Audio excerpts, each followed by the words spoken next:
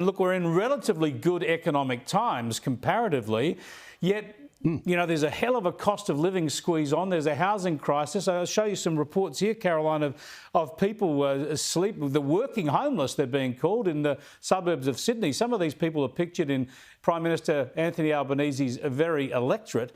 The people who don't have anywhere to live.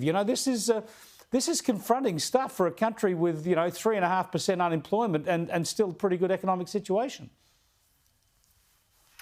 It absolutely is. And the thing is that West Australia is actually the rough sleeping capital of Australia. And we've got a government that has banked $17 billion in surpluses, I think, over the last 3 years. And we have got less social housing than what we had when they came into government in 2017.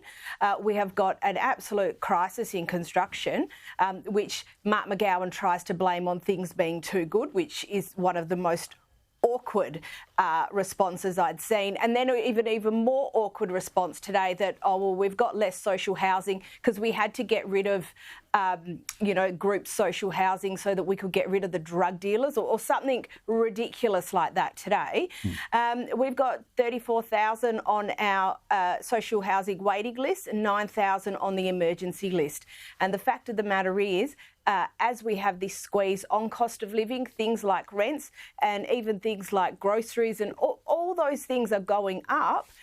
Unfortunately, people who are working and people who are working full-time cannot make ends meet, and that is unacceptable in a place like Australia. A lot of people sleeping in cars as well. Now, homelessness is a very complex problem too. It's not just about economics. It's not just about dollars. It's often to do with family dysfunction, obviously mental health issues and the like. Stephen, I know you're involved in the Vinnie's annual CEO's sleep out that always raised a lot of money for Vinnie's to help this. I hope they're not doing it in Canberra. That'll be the coldest CEO's sleep out in the country. No. We certainly are sleeping at the National Museum. But, the homeless problem here in Canberra, I think, is an absolute disgrace because we're the most affluent city in the country.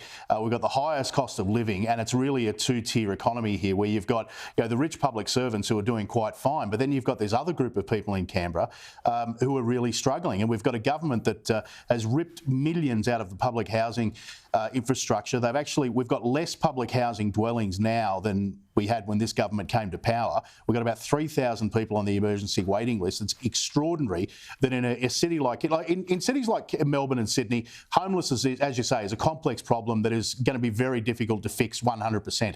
Here in Canberra, it's a disgrace that's been brought on deliberately by a government that pretends to be progressive but just keeps leaving behind. And then, it gets left up to CEOs to sleep out. Yeah, a couple of things I want to rip through before we run out of time. One is Vinnie's CEO Sleep Out. That's on the 22nd of June this year. And if people want to donate, they can go to the website, ceosleepout.org.au. So get behind that. Vinnie's do a fantastic job. Now, one issue for you, Stephen. Pauline Hanson is looking to raise money for her legal action that she's facing against Maureen Faruqi. And to raise the money, she's been knitting jumpers. How much would you stump up for a hand-knit jumper from Pauline Hanson? Well, I spoke to her today and I forgot to ask her if she can make one in my size. But look, I've tasted her homemade date loaf, and if she's half as good at knitting as she is at baking, they'll be sensational.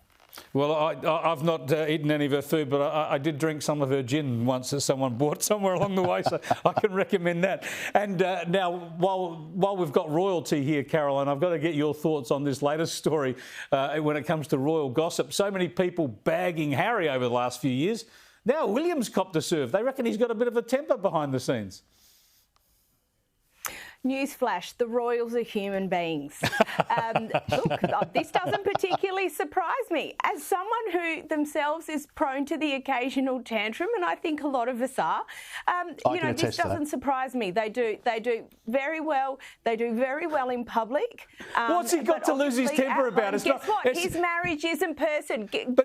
Guess what? Him and his wife have a fight occasionally. Come on. I don't believe it. Apparently he's stubborn. I don't believe it. Stephen sitting there, he's Napolitano, he's stubborn in his sleep.